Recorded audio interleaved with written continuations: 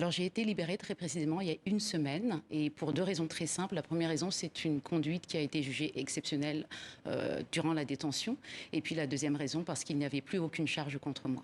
Quel est votre statut aujourd'hui? Est-ce que vous êtes complètement blanchi? Est-ce que vous avez un bracelet électronique? Je suis complètement blanchie et complètement libre.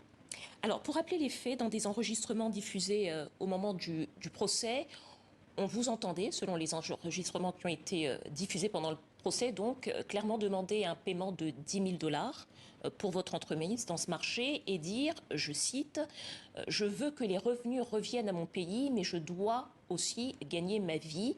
Ce sont des audios qui ont été enregistrés par des agents de la National Crime Agency, c'est l'agence de lutte britannique contre la corruption. Vous avez donc été arrêté sur une procédure de flagrant délit. Votre collaborateur, Philippe Tabuteau, lui, a plaidé coupable, pas vous. Est-ce que vous pouvez nous expliquer pour quelles raisons? Alors, je vais déjà clarifier un point. Philippe Tabuteau va parler pour lui et donc je ne vais pas m'attarder sur son cas. Ce qui est très important à signaler ici, on ne va pas refaire le procès parce qu'il a été fait.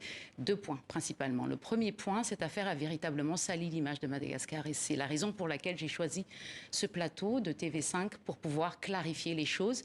Et le deuxième point que je voudrais en fait clarifier, c'est que en Angleterre, le système de justice ouverte part du principe que donc on sélectionne 12 citoyens lambda, on constitue ce qu'on appelle un jury, et ces personnes du jury vont écouter pendant X jours le procès qui se déroule.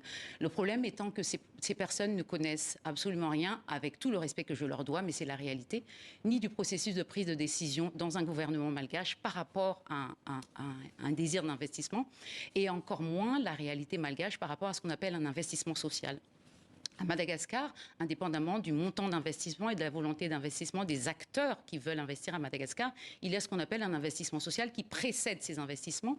Et en l'occurrence, la raison pour laquelle on voyait Gemfield lors de cet entretien, c'est véritablement pour négocier ce montant d'investissement social. Donc pour prendre un petit peu de hauteur, parce que c'est ça le plus important dans cette affaire, c'est que, vous savez, la National Criminal Agency est une agence extrêmement sérieuse. Tous mes outils de travail ont été saisis. Tous les échanges avec son Excellence le Président de la République, mes comptes bancaires ont été épluchés. Aucune preuve, je répète, aucune preuve n'a été trouvée. La seule preuve qui a été trouvée, c'est celle que vous venez de dire. Ce sont des enregistrements et ces enregistrements sont dans le cadre d'une négociation. Et c'est ça que je trouve triste en fait dans l'histoire, c'est qu'il faut considérer l'ensemble des enregistrements. Alors, je vais vous poser une question très précise. Cette phrase, je veux que les revenus reviennent à mon pays, mais je dois gagner ma vie aussi, c'est-à-dire que vous demandez une part du marché en échange d'une mise en relation. Est-ce que vous contestez cette phrase ou pas? Puisque là, nous sommes dans le cadre, selon la police britannique, d'une procédure de flagrant délit. Je clarifie mes propos. En clair, vous et votre collaborateur avez été pris en flagrant délit de corruption. Est-ce que vous le contestez ou est-ce que vous reconnaissez ces faits? Non, je le conteste totalement et je vais vous donner deux raisons. La première raison, lorsque l'entreprise Gemfield a fait ce qu'on appelle un briefing auprès de la NCA, parce qu'en fait, Gemfield aurait pu avoir la possibilité de nous attaquer directement, la présidence de la République de Madagascar ou ma personne, mais Gemfield a choisi de collaborer avec la NCA.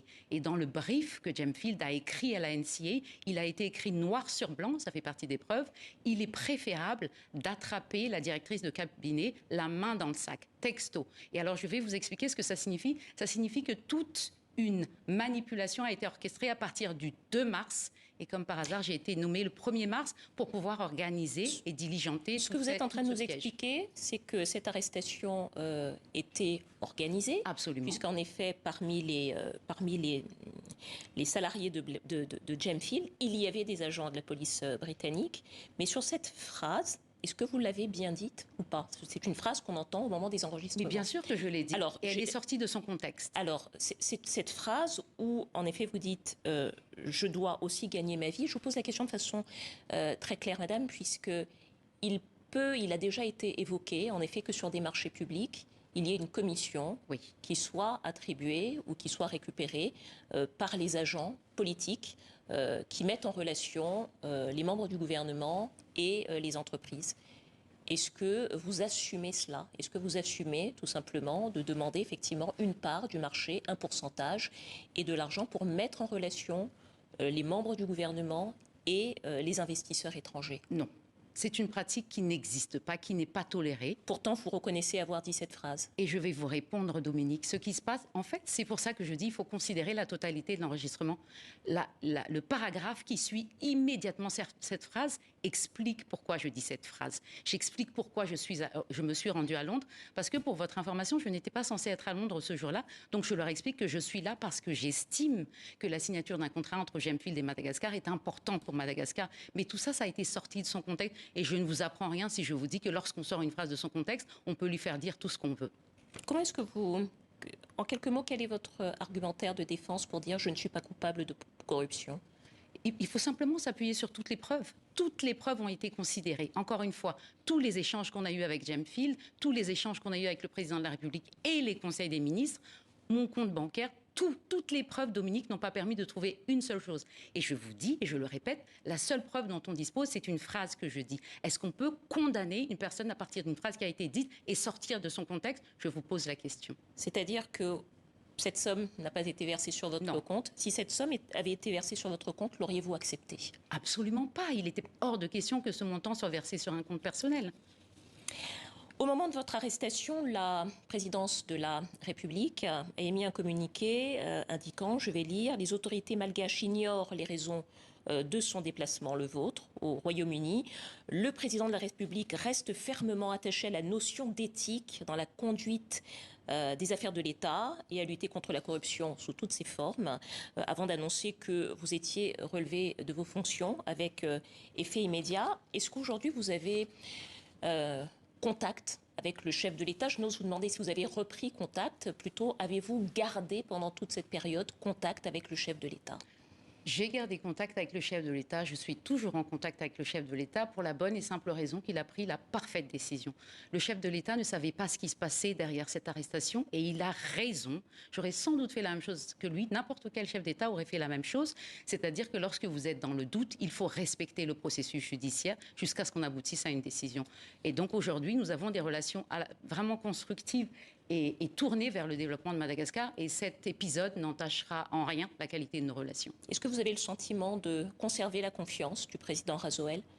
Écoutez, de mon point de vue, je crois que notre rôle aujourd'hui au président, à la présidence et à moi-même, c'est de faire en sorte que l'image de Madagascar, les efforts du gouvernement malgache et les efforts des Malgaches, et particulièrement les efforts des femmes malgaches à lutter contre la corruption, ne soient pas entachés par cette affaire. Autre question sur cette affaire, est-ce que le chef de l'État était informé ou peut être informé qu'il y a parfois des rétrocommissions dans les attributions de marchés publics? En clair, est-ce qu'il était informé de ce qui pouvait se passer? Le chef de l'État est le premier à s'ériger contre ce type de pratique. On arrive de loin, à Madagascar particulièrement. Je n'ai pas une parfaite connaissance de tous les pays d'Afrique, mais je crois que ce n'est pas l'apanage de Madagascar uniquement. On lutte véritablement contre ce type de pratique parce que c'est ce type de pratique qui fait en sorte que les attributions de marché en Afrique ne soient pas transparentes. On s'efforce à mettre en place des pratiques de transparence et encore une fois, on est loin de la perfection, mais en tout cas, typiquement, ce type de pratique est totalement banni. Vous êtes à Paris actuellement. Est-ce que vous avez l'intention de rentrer à Madagascar prochainement? Et là, c'est une question qui me plaît beaucoup, figurez-vous, parce que l'Afrique aujourd'hui souffre de ce qu'on appelle la fuite des cerveaux. Dès que vous avez un minimum de connaissances ou un minimum de possibilités de s'évader ailleurs, vous partez. Je crois que c'est très important de rappeler les Africains. Moi, je rappelle les Malgaches à rentrer à Madagascar. Vous souhaitez donc partir. Moi, je fais partie de ceux qui veulent, avec détermination, avec force, continuer à contribuer pour le développement de Madagascar. Ce sera ma dernière question. On arrive au terme de cet entretien. Est-ce que vous vous sentez toujours légitime pour continuer à faire de la politique à Madagascar? Je crois que la définition de la politique, Dominique, est véritablement de servir le peuple. Et d'une manière ou d'une autre, je l'ai toujours fait à travers les associations, à travers mes engagements personnels. Et que ce soit dans la politique ou pas, le plus important, encore une fois, c'est d'apporter une pierre à l'édifice de développement de Madagascar. Et encore, là-dessus, je suis absolument déterminée.